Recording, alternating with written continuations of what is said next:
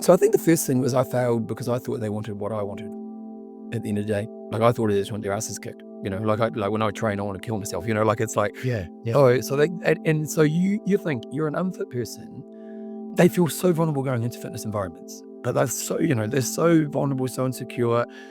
They're so self-aware. And the thing I often talk about is that these people have often tried and have failed. Mhm. So it's one thing to try, but if you've failed 5 times, every time you try to go back, the bigger the hurdle becomes.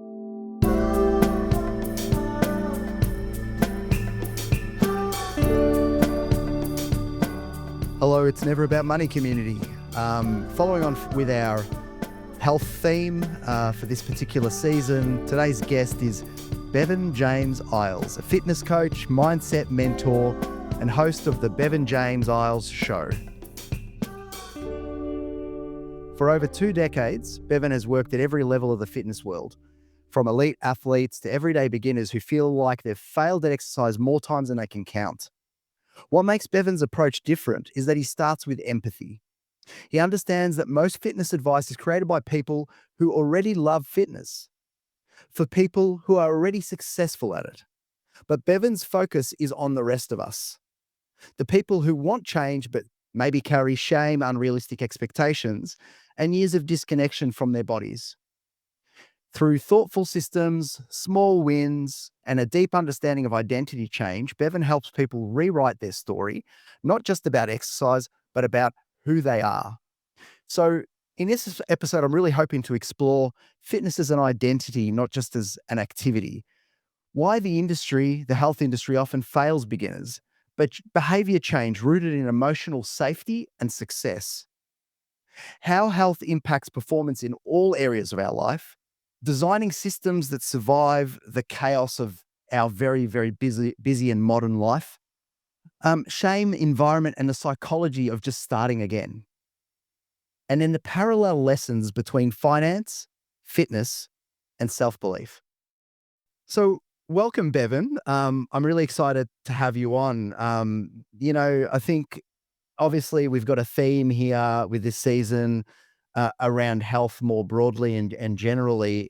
It's really going to be interesting to go through with you with some specificity around how we can potentially broach the topic of a personal exercise regime for those that perhaps have some resistance to it. So I thought we might start with a little bit about what makes you passionate about what you do and maybe a little bit about what you do.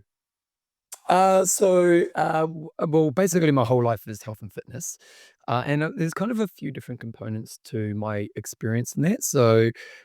First of all, as a fitness professional, I've won like New Zealand Fitness Instructor of the Year 3 times. I've traveled all the globe, teaching other fitness professionals. So a lot of time teaching others about fitness and health and how to be better at that job.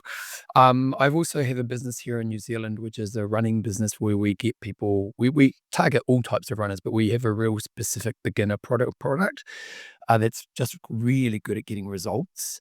Then there's also my own journey. So fitness was a bit of a life changer for me. I was a bit of a drop kick as a kid, and then luckily found fitness in my late teens, early 20s.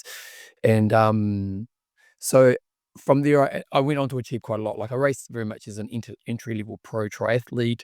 I was averaging anywhere from 25 to 35 hours a week at that stage. My biggest training week was like 70 hours of exercise. So I kind of had this two-part dimension when it comes to being a fitness professional. I've just gone through a lot of adversity myself and a lot of growth and understanding about high-level fitness within my own journey. But more importantly is I've helped other people from all levels. And I think one of the downfalls nowadays is a lot of people, especially in this kind of social media world, is there's a lot of people who haven't actually ever helped people, but they're really good at giving advice. And they might even be they might have gone through their own journey and they just think that everyone just needs to do their journey. And I think that when it comes to choosing fitness professionals, we want to get people who have actually helped people like me. And so I feel fortunate that I've kind of had both sides where I've kind of had my own journey, but actually have also helped all levels for like 25 years. But it sounds like, Bevan, that you were quite capable and quite strong once you discovered your passion for fitness and running and everything that you've done. Like, and that's the case with a lot of health let's call them health gurus or health professionals, where they start really actually fundamentally enjoying the exercise that they're doing. But you're also dealing with people that fundamentally often dislike and don't enjoy, and may even not be biologically that predisposed to being a high level athlete. Like how do you deal with not just, so you can be a great piano player, but being actually a great piano teacher to those that actually want to learn but aren't potentially going to be concert pianists. Yeah, what's really interesting is often I talk about, when I first started. So when I first started working in fitness, I kind of had found my fitness bug myself, and I went into an environment, a very popular gym here in the city I live in. When you're working in a gym environment, you tend to be working with people who are already fit. And one of the things I often say is the fitness industry is really good at helping fit people, but we kind of really suck at helping unfit people. And early on in my career, I was that. So I was experiencing lots of success very quickly. People loved what I did. I pretty much became one of the biggest drawers at my gym very quickly when it comes to getting people to my environments. And the traits that I had at that time was things like I was just energetic. I was so motivational. I always was able to push people to that next level. So if you're already into your fitness and you come to my environment, you just loved what I did. And a lot of people, I know that you're into your fitness, Joe, and so I'm sure, when you think about doing exercise, the thing we often say with people who already have a great routine is all they want to do is walk away knowing that they've gone to the next level. At the end of the day, that's basically the feeling they want to get from their workout. So then I've been working in fitness for like about 10, 12 years, and that's when I started my beginner group. And I started this, so I've been doing a half marathon running group for a period of time. And it was all those traits because the half marathon group was basically people who were already runners or people who were gym fit and wanted to run. So it was kind of like I was just transferring what I knew from the gym to a running environment. And then after a few years, I thought I want to start a beginner running group because I was kind of like, well, I want to get more people moving. So I started this bigger running group and I did a trial. I think I did a trial. I can't remember how many, but let's say I had 30 people in the trial and all of them failed. Like, none of them ran 5Ks. Like, the guy there was kinda like a couch to 5 program in a community environment, and none of them succeeded, and it was a real hard moment for me in my career because it was like, if you'd asked me before that moment, "Do I know about exercise?" I thought, "Mate, I know everything about exercise," without being cocky, but, I all my evidence has showed me that I knew how to help people be successful. Yeah. Suddenly, I'm a different category of people, and I actually didn't know what I was doing. And I actually just failed these people, and it was quite a hard moment for me because it made me just realize, geez, I've got a lot to learn. And so luckily I didn't give up on that. And I worked really hard over the next period of time. And, our beginner 5K group now, we've had a 90% success rate. So 90% of the people who join our program achieve their goal. And think middle aged, overweight, insecure and vulnerable around exercise. So we just learned what was the physical and psychological journey somebody like this needs to go through. And then how do you take them on a pathway where they're actually building, because I think what I've learned is if you can get someone who's doing nothing and you can get them to about a year to 18 months of a habit, they'll stay at exercise for their life. So the thing I'm trying to do is how do I get someone from the start point through to, in the running environment at least, through to running for about a year to 18 months. They'll run pretty much for the rest of life unless something dramatic happens. And so I've been really fascinated with that part of the fitness journey in the last, well, for a long time, my journey, my career. So I'm kind of fascinated with what you identified as being the reasons why you failed to begin with, and like what you have done to really kind of understand the psychological profile of those that require the assistance. So I think the first thing was I failed because I thought they wanted what I wanted at the end of the day. Like, I thought they just want their asses kicked, like when I train, I want to kill myself, like it's like, Yeah, yeah. oh, so and so you think you're an unfit person, you they feel so vulnerable going into fitness environments. But they're so vulnerable, so insecure, they're so self-aware. And the thing I often talk about is that these people have often tried and have failed. Hmm. So it's one thing to try, but if you've failed 5 times, every time you try to go back, the bigger the hurdle becomes. And, they came along and I just gave them what I thought I wanted from a workout. And so my fundamental flaw was What I want's not what everybody needs. And so then from there, I just spent a lot of time trying to learn. I did a lot of surveys, a lot of talking to people, a lot of trying to understand what exactly their journey was. And so some of the things I learned was one of the most important factors is we've got to understand their start point. So the start point says, where are you psychologically and physically right now when it comes to your exercise routine? Like, where are you exactly right now? Now, as a fitness professional, I really need to get to understand that point, because the journey I'm trying to create for you to go down, if I get that first point wrong, you'll probably quit pretty quickly. Because the thing we've been like, if we go back to these people who've tried a few times and have failed, they've won that experience and they quit. Because it just reinforces all that internal dialogue they have around exercise. I suck at exercise. I'm never going to be able to do this.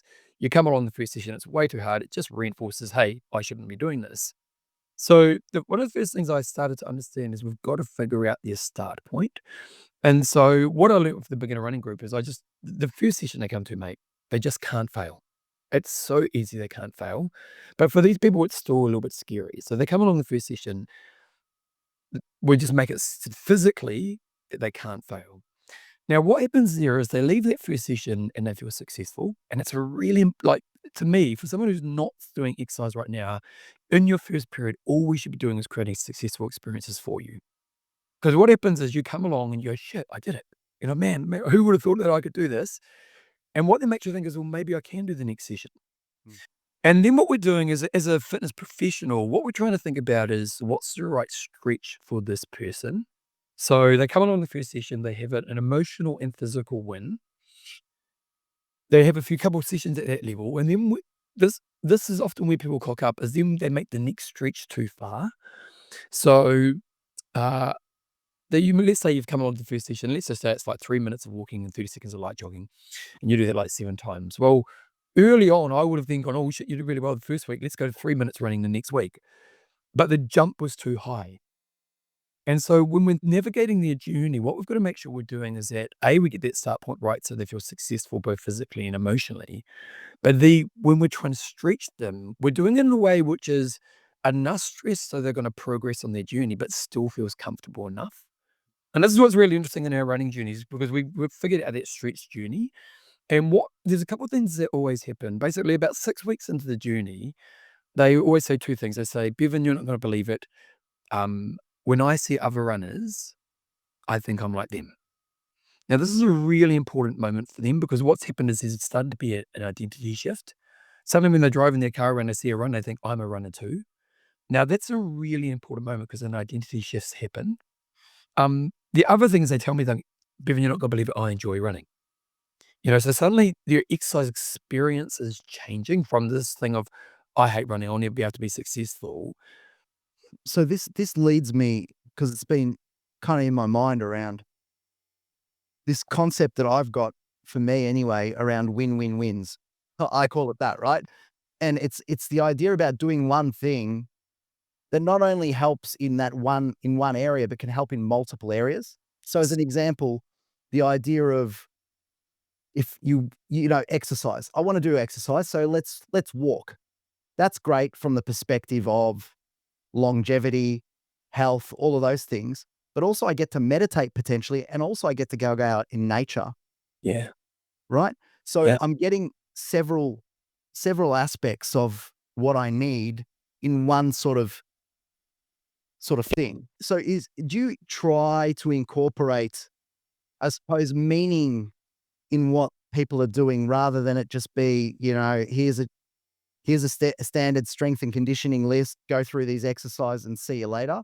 Nothing I would do would be that, because I find it boring. So for example, in Christchurch, I've started a middle-aged men's fitness product recently. I've been trialing it for the last kind of 4 months. We had like 14 guys trial the program.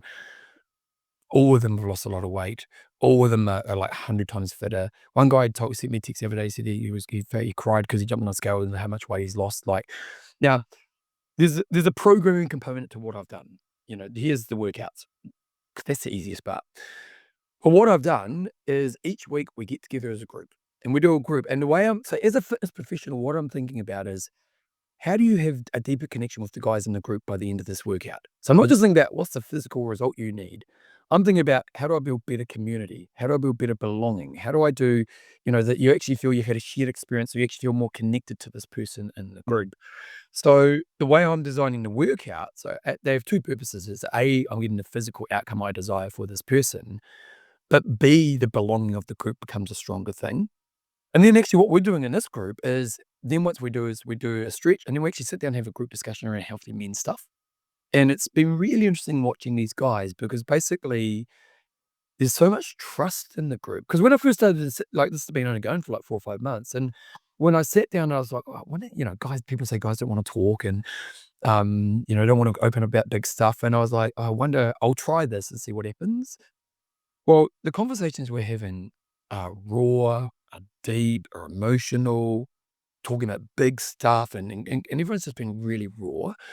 And obviously, I've done something right that's created an environment that's safe for these guys.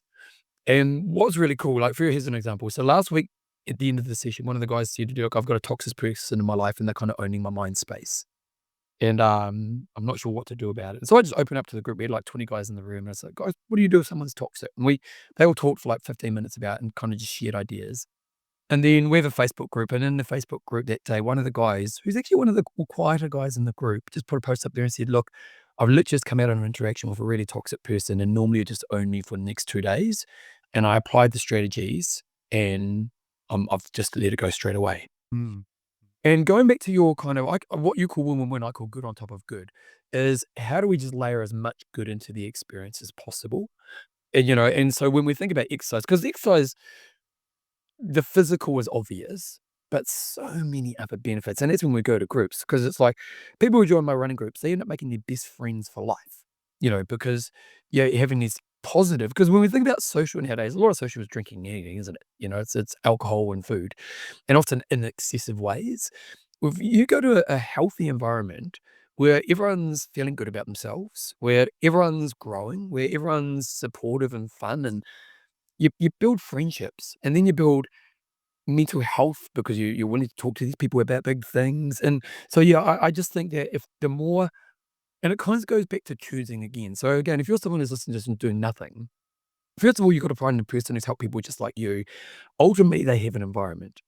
And you want to go along and really think about, what does this environment do for me? But like, if you come along to my running group, by the end of the session, you'll know 3 other people in our running group. Why? Because we train our coaches on this because it's really important. Mm. And so if you can, it's just once you do this stuff, exercise becomes easy.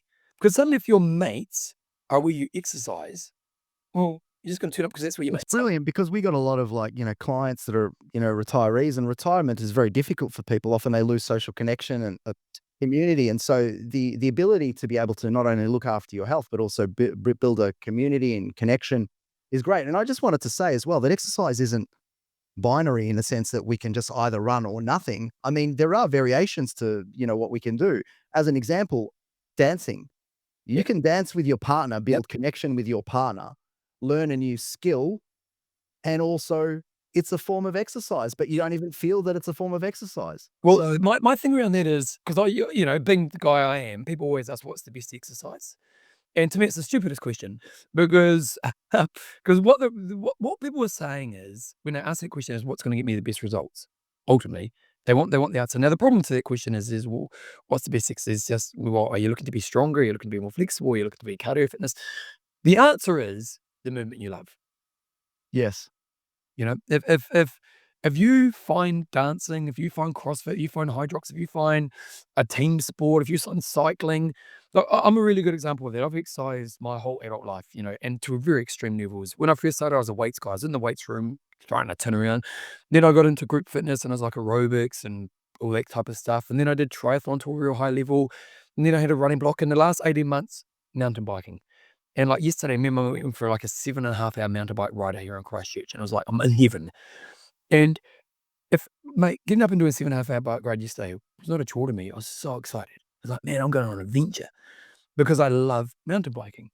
Yeah. And if you can find a movement you love in an environment and with the community, you just you do the things you love, don't you? Yeah, it's ultimately sustainable. It's another, you've dropped a layer of resistance, haven't you? You've made it more Yeah. appealing, I suppose. So I really like that. It's also struck me that we're talking about exercise and why it's important. Well, we're talking about the fact that it's important without really going into the why is exercise. Why do I even care to have this conversation at all? Why are we having this conversation? What's so important about exercise? Who cares? Is Okay, so it's a really good question, and I think that when we talked before, I talked about my 4 models of exercise. So there's this guy, in my book, I Will Make You Passionate About Exercise, I talked about the concept of 4 types of exercises. So one is the person who's doing nothing, which, without being scientific, is probably about 50% of our populations. So and when we look at the person who's doing nothing, they are, have no routine, have no exercise, have insecurities around exercise, have, fixed mindsets around exercise. Then we have what I call the yo-yo person. So the yo-yo person is, and the yo-yo person loves the 6-week challenge, because they want the quick fix. So the yo-yo person will sign up for the 6-week challenge and often even do really well in it. But then once the challenge finishes, they just go back to square one. So they have moments of being successful with exercise, and then ultimately they just fall away. And ultimately, what tends to happen with the yo-yo person in the long term is the yo-yo person becomes a non-exerciser because eventually, because they don't actually get long-term results, as they just have these moments where they feel good, but then ultimately it just becomes dissatisfying because you don't get the long term. That's probably, let's say that's 20% of the population. The next 20% is what I call the habit. Now, the habit to me is the minimal level we should be getting people to. So the habit is you've just got a really good exercise routine. You know, you know you're going to turn up and you're going to do your workouts 4 or 5 times a week. If you go on holiday, you know you're going to keep your exercise up. When you get back from holiday, you're straight back into your routine.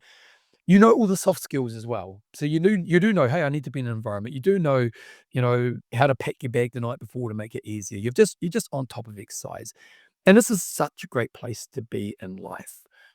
The next is what I call the thriving person. Now, the thriving person is the person who's getting the most amazing benefits from exercise, and it kind of goes to what you're talking about before. So, the most amazing benefits are they get results. They are the person who's getting faster, fitter, leaner, stronger, whatever. You know, they get physical change in their life. Secondly, they get esteem and possibility. Because one of the greatest things about exercise is that you build esteem within yourself. Any adversity journey, you build esteem within yourself. If you go from I can't do this to I can do this, you build esteem in yourself. So what tends to happen is you start to build an inner confidence in yourself around I can do hard things. And often what this is one of the real awesome benefits around exercise is that we get this with our 5K runners is that they've been someone who's, restricted themselves. They do our 5K program, they said, "Bevan, you're not gonna believe it, but I actually went for a job that I always thought I should go for, but I never go for, because now I've got a bit more belief in myself." So they build this inner belief in themselves because why? Well, I've overcome adversity. But the next thing is actually what happens is as belief opens up, possibility opens up as well. So if I have grown myself, then I say, well, if I've done this, I can do this. And so the ambition you have in your life actually gets higher because it's like you see more of what you can be, the more belief you see in yourself. It's almost like you climb a mountain, think, geez, man, look at this. And then you see the next mountain, but you go, I can do that. I really resonate with that idea of doing hard things. I know it sounds really trivial and silly in some ways, but waking up in the morning and having a cold shower is something that a lot of people joke as being horrifying. But honestly, it's a very controllable thing, and you do it, and then you come into work and you think to yourself, "Well, I've done a pretty difficult thing in the morning." Yeah. Or you've done a strong exercise session. All of a sudden you're sort of thinking to yourself, "Well, I'm a person that has some sort of resilience and some strength here. I can get through whatever challenges are thrown my way." And does it help you in other areas of your life? A whole host of them. I mean, I honestly feel that exercise for me is as much about my mental health and the clarity of my thought and the ability to do this that we're doing right now. If I'm not, not exercising, my mind is cluttered. I don't feel as calm. I don't feel like I can show up with my clients as well. It is because I've been lucky enough to have experienced regular exercise. When I'm not doing it, I'm super sensitive to it. I don't like the feeling. I don't feel optimal. I don't Yeah. feel I can front up and be successful in what I do.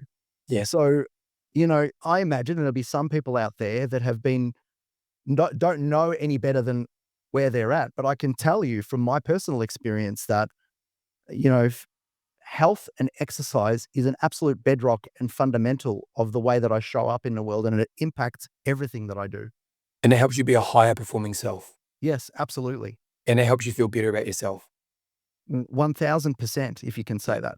And do the people in your world get a better version of you because you do this? Yes. I mean, my mother would say to me things like, "Oh, you're very patient with me today." I said, "I'm not usually patient with you, mum." She would think, and I'm like, "Yeah, that's because I flogged myself during a HIIT class." But honestly, yes, the answer is absolutely.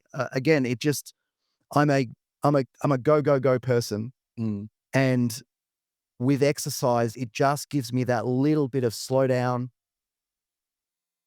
take a breath, be a little bit more present. Mm. It just does a lot. Well, it's and, talking about going back to benefits, why exercise? Well, mental health, well, focus, well, all this stuff you just identified there. It's interesting in the men's group that I've done because, we address alcohol and a lot of men drink as a stress release. And one of the guys said, and it was a bit of a scary moment actually. He just said, I didn't realize how much I was drinking. And then since doing our program, and he said, and I got home from work one day and I realized my kids are asking me if they could pour my alcohol when I get home from work. Then it was like, I was just I was so I would subconsciously, they've been doing it for a long time, but I just never actually saw it. And now they look after his health, and they're like, "This guy's not drinking at all during the week now," um, purely just 'cause look after his health and fitness. And so when, you identify there is that you're a calmer, better version for the people in your world. Well, when we think about stress release, because unfortunately for a lot of people, the way we deal with stress makes your life worse. So how do most people deal with stress? Well, it is eating too much, it is drinking too much, it is disconnecting with our world, it is poor sleep. So all those things and many other things, drugs, domestic violence, all the rest of it. Um, when we think about these things, they make your life worse. They do. So if you drink or you eat, you're gonna put on weight. So then you're gonna feel shit about yourself. Then you're gonna disconnect with people because you're gonna get frustrated with people. So then what you do, you eat more. And this is the problem with how people. One of because I look at my men's program, the first habit we're trying to build is a planning habit and just a basic movement. The second habit we're trying to build is stress management, a healthy stress management. Because if we can healthily get you to deal with the stress of your life, you're kind of being the version that you identify within yourself right there. Now, for you, movement's a massive part of that, and I fundamentally believe it is. There are other tools people need as well, but if you can have movement as a part of your life, your mental health is just going to be better. It's not the be all and end all, but I guarantee your mental health. So, mate, life experiences, the other benefits. Like me and my mate, we went for a 7.5 hour bike ride yesterday. And I always love this concept of how many days in your year will you remember for the rest of your life. Like it's a really interesting way to think about life. And like yesterday, I'm gonna remember it for the rest of my life because I had an awesome time with one of my best mates who did this crazy ride. I was pouring rain for 5 hours of it. Mate, loved it. Win-win-wins, Yeah, again. yeah. So mate, benefits, and you will lose weight, and you will have more energy, and you will, we had a lady who did our program, our 5K program, a lady called Leanne, lovely lady, middle age, maybe early 50s, quite a lot overweight. And she told this really cool story where she would she had two teenagers or whatever, and they go to the park as a family, and they'd all get up and play touch rugby, and she'd sit on the sidelines just wishing she could play. Like, she just sat there just jealous and envious of this experience, but knew she couldn't because she just had no fitness. And she ran 5K with us, and I rang her the next day, and I was kind of saying, "Hey, well done," and, yeah, proud of you. And she goes, "Bevan, I loved that I ran 5K yesterday, but you know what's even better? Went to the park with my family today, and when I got up and I played touch with the family." Amazing. That, I've wanted that for years. And it's those things, that, no, mate, benefits just unfold. Absolutely. I mean, I have just adopted a new technology in the practice where we to try to work out how many years of working life and retirement life and extended aged care. The creators, one of the people who are involved in the 23andMe adventure, kind of created this sort of questionnaire which actually gives you a personalized view on your longevity. And one of the greatest movement that goes on with your longevity, the lowest hanging fruit, is those that exercise. It has a single greatest change to your longevity Really? profile There you go. just on the exercise itself. So it is, not just the given that we're talking about. This is fundamental. And So here's one thing that's really important. Where are we trying to get you? So let's say you're someone listening to this right now and you're doing no exercise. So where we're trying to get you to is, um, we want you to become the person who has a strong identity, and we've talked a little bit about that, so I'll touch on that quickly in a second. But ultimately, you prioritize it no matter what the conditions of your life. yeah, That's where we're trying to get you to. So, like, the thing about, like, you and me and the people who listen to it who are kind of just preaching to the choir too, yeah, is no matter what, you wake up in the morning, you go, "How do I fit my exercise in?" That's what we're trying to get you to, because if we get the thing is, there's always an example of someone, let's say you're someone who's not exercising right now and you go, "But Bevan, I don't have time." "Oh, I've got 3 kids, I work I've got a busy career, blah, blah, blah, blah, blah, all these things." Now, I get it. You've got a busy life, but I can show you someone else who's got the same life as you that exercises. And what's the difference? That's prioritizing it. that's That right. that's the number one. That's where we're gonna get people to. Now, we've got to build the evidence, we've got to build the experiences, because I love this idea of you want to do something long enough that you realize you're stupid not to do it. Like for me, admittedly, it's been years since I haven't exercised, but if I were not to exercise, instantly my life would be going downhill pretty quick. And so, for me, I've just got to that point where I was, why would I not exercise? I'm stupid. If I don't exercise, I'm going to become a crap version of myself. So for me, it's easy to prioritize. It's just like, well, this is how I stay in a good version of myself. And that's where that's to me, the ultimate end point is where, here's a really cool story. I was in a place called the West Coast here in New Zealand a couple of months ago, maybe about a month ago. And I was staying in this motel and there's this lady who was 79 years old. And she was a bit of a trooper, a bit of a character. And she'd ridden the length of New Zealand this year. She went on her and her husband, he had a caravan, and they rode the length of New Zealand, like, over a month. And I just looked at her and I go, "She's my people," She's even at 79, she's prioritizing exercise.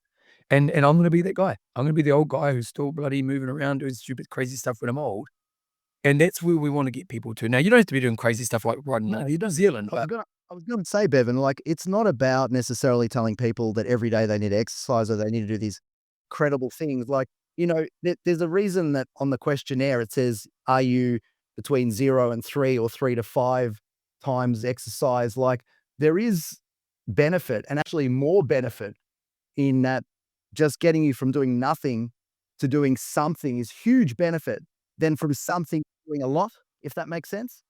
yeah, totally. And the thing is, I know I'm extreme, and I know there are, like, people like me who are extreme. Like, I know what I do is extreme, and it's not. I'm not saying you need to be me, but I have this concept I call baseline behaviors.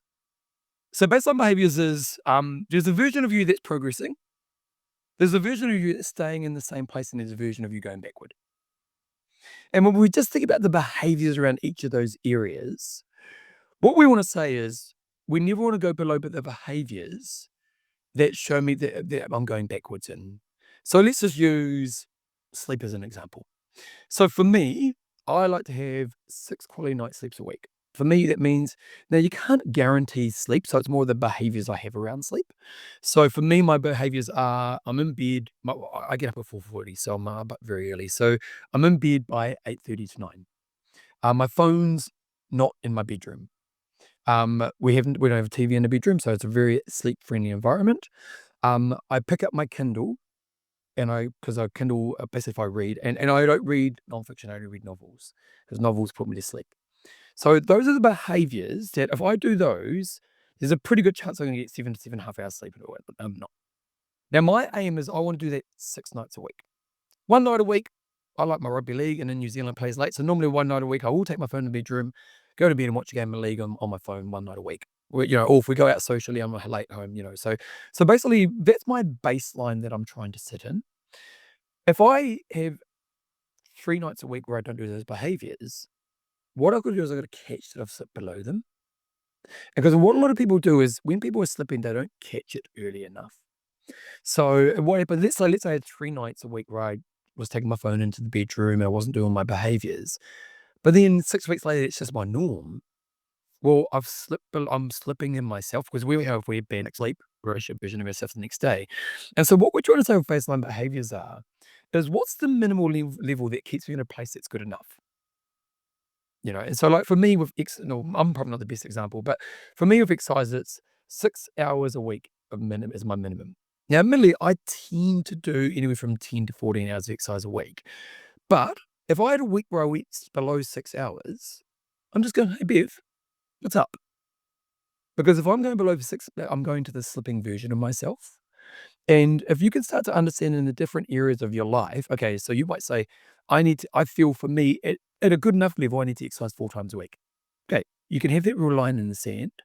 And what we're using baseline behaviors is if I ever go below them, I've got to catch quickly. So I've got to go, oh, okay, last week I only did 3. So why is that? Then the thing is, we're all good problem solvers and we can all overcome these things. People don't catch the slip quick enough. And so in the areas like movement, again, you don't have to be extreme like me, but you might go, okay, well, I want to be aiming to do 3 or 4 basic exercise sessions a week. And I'm going to make that my baseline. And if I slip below, I'm not going to go on for 6 months or 3 weeks or whatever. The next week I want to catch and just ask myself why and how do I improve next time? Because when we can consistently keep you at your baseline, you're going to be at a good enough level. Makes sense. Yeah. Yeah. The idea that we kind of touched on it previously. This idea that one of the reservations people starting is I just don't have the time, Yeah. especially busy professionals. Yeah. What would you say? Yeah, so interesting. Go to my middle-aged men's products. My middle-aged men product is that market. So it's men 40 to 55, all massive career guys. I've got some pretty high level dudes in this program, and that's their first problem. I don't have time. You know, time prioritization. That's the first problem I had to help them overcome. And so I think the first thing is you have to commit some time to working on yourself. Because it turns out that all these guys have got time to exercise because they're all now 4 months into it and they're all exercising 3 or 4 times a week. So they have got time, but they just told themselves that they didn't. And I actually think one of the best tools anybody can add to their life is an hour to stop each week and work on yourself. I think probably the number one tool in life is awareness. And going back to what I was saying earlier, like a lot of people get changed because they get so dissatisfied they have an awareness moment. Like I jump on the scales and I've hit 20 kgs. It's like, shit, I need to do something. Awareness is and there's kind of negative awareness and good awareness. So good negative awareness is I've got to a level that I'm just so disappointed in that I need to make some change. And in positive awareness is being aware in a way that's trying to evolve me. So if you could just stop each week and just have some awareness in your life. So the thing I'm trying to do, and so the first habit I was trying to build with my boys was you're going to stop each week and work on yourself for an hour. Now, in this hour, there's an educational video they watch. So I'll give them education. But the other 3 things are awareness, reflection, and painting. It's all we're getting to do. What have you done well? Where can we improve? Looking at the week in front of you, how you're going to be successful, making sure you fit your exercise in. It's very, very, very good. I think you could take this to a number of different areas in your life. Oh, totally. Yeah. But I actually think it's just awareness is number one tool in life. Real, Because, I yeah, would, because, I would agree. So he's with that.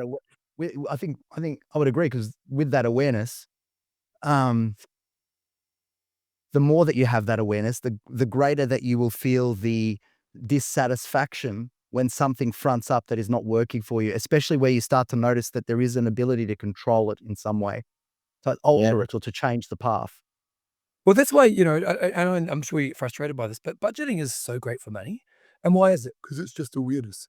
You like it's at the end of the day, all you're doing is you're being aware of what you're doing with your money. Yeah, yeah. They're like, anyone's going to be better off money if they stop and budget once a month. Anyone.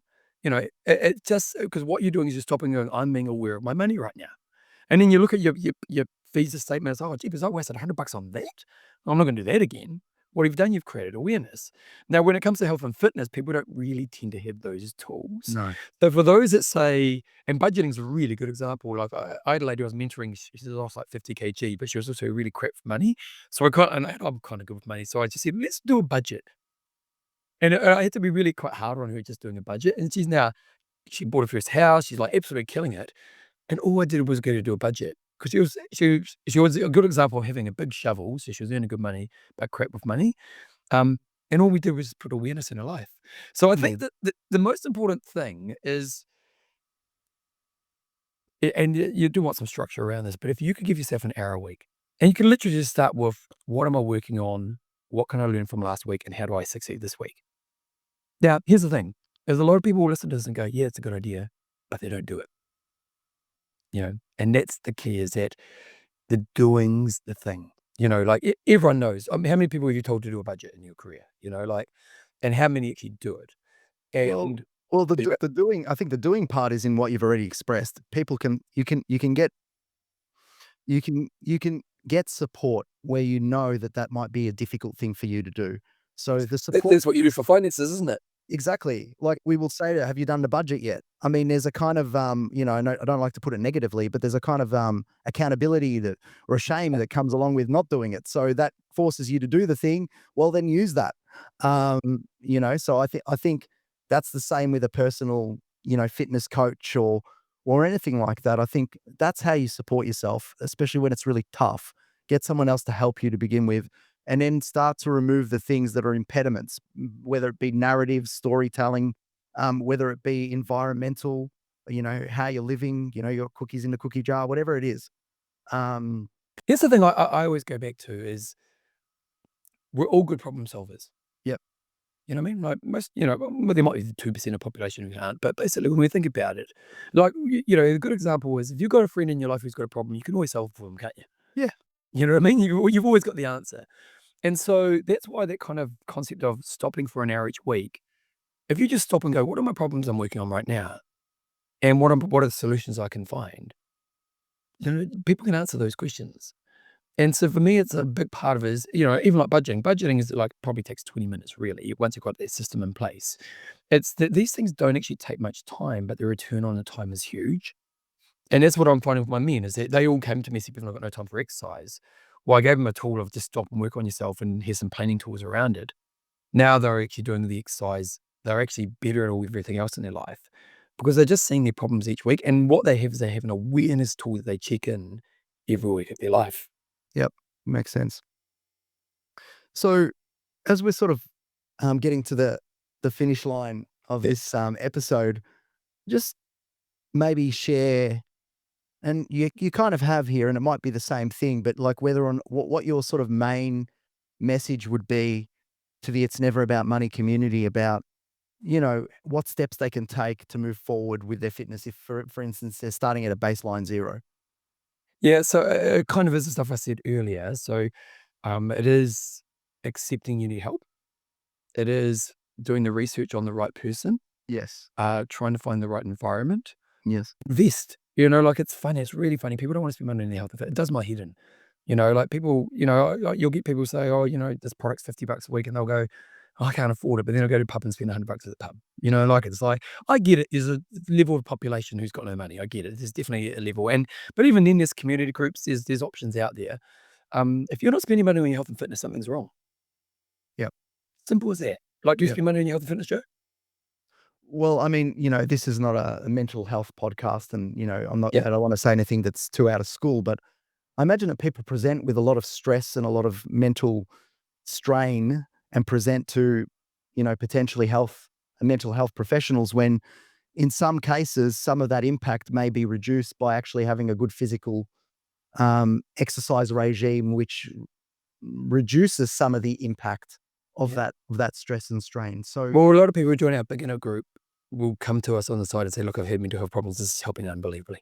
yeah, Yeah. So yeah, you're definitely right. So you have to invest, and you have to spend some money, but you do need to do the research, and then you got to allow yourself to be a beginner. yeah, Like, lose all your preconceived, go to that kind of mindset of, I'm a beginner, I'm going on this journey.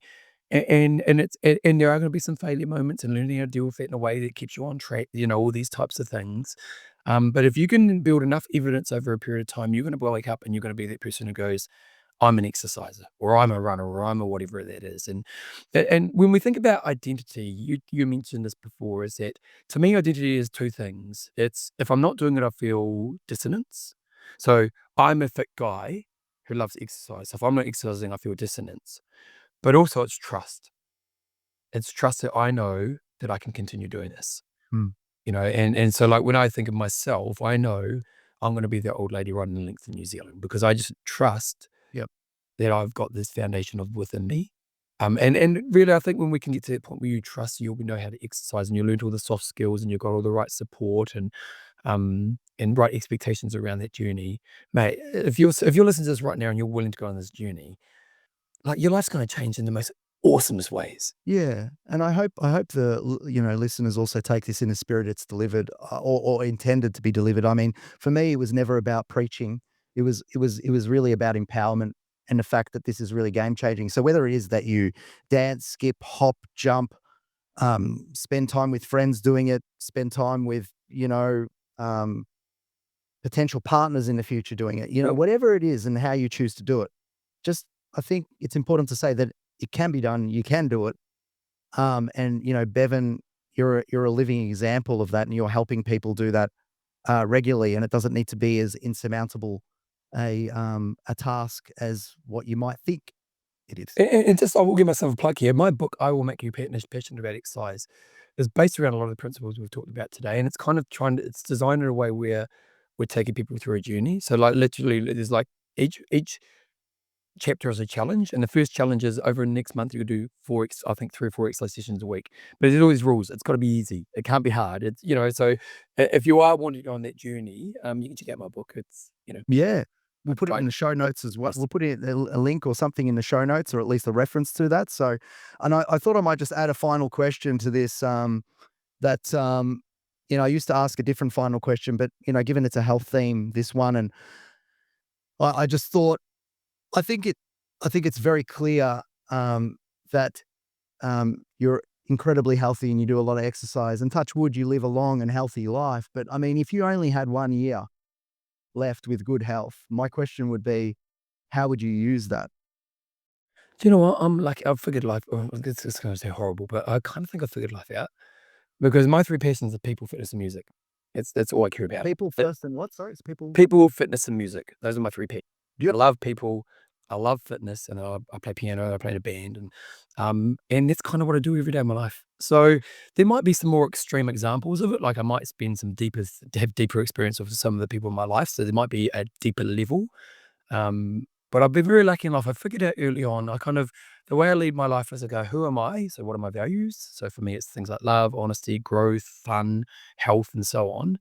And then I go, what are my passions? Which are people, fitness, and music. And I just go, how do I grow myself? How do I set goals around those things? So how do I set goals around people, fitness, and music? It teaches me more about my passions, but also teaches me more about myself. And so I don't know if there'd be a lot of change other than maybe more extreme levels of certain things. yeah, I didn't hear any conversation there about money. So, no, And to be honest, I am very good with money. I've done well financially. Um, And I'm really proud of the fact that I've never chased money to do that. yeah, I've just a good, like, I'm the guy who did budget at the age of 20. I've budgeted for 30 years. And so, and luckily I put some investing aside and I've done well on that side. But I never chased money as the thing. It was like, because to be honest, there's no money in fitness. If you want to work in fitness, you're not going to be worth millions of dollars at the end of your career. But man, I love fitness. So, yeah, um, you know, that makes a lot of sense. yeah. Well, again, I'd just like to thank you on behalf of the community for, coming on and chatting to us about something so fundamentally important. And I hope from this episode we get some people deciding to change, not just on a short-term basis, but on a longer-term sustainable basis. And I think that will be well worth the time and the effort that we've both taken to do so. So again, I'd like to thank you for coming on and really appreciate it. And I want to say thank you for having me as well. And also, I just love what you're doing here, Joe. I love we spoke before we did this interview. I just loved that, what drives you as a person, and that you're out there trying to help your community in more than the obvious way with the finances, mate. It's really, really awesome. Awesome. Thanks again. If you have resonated in any way with the sentiments of this podcast, we would be delighted to direct you to our website, www.itsneveraboutmoney.com.au, for more free resources and education aimed at improving your capacity to make sound financial decisions for the benefit of your family. We wish you every success, however you define it.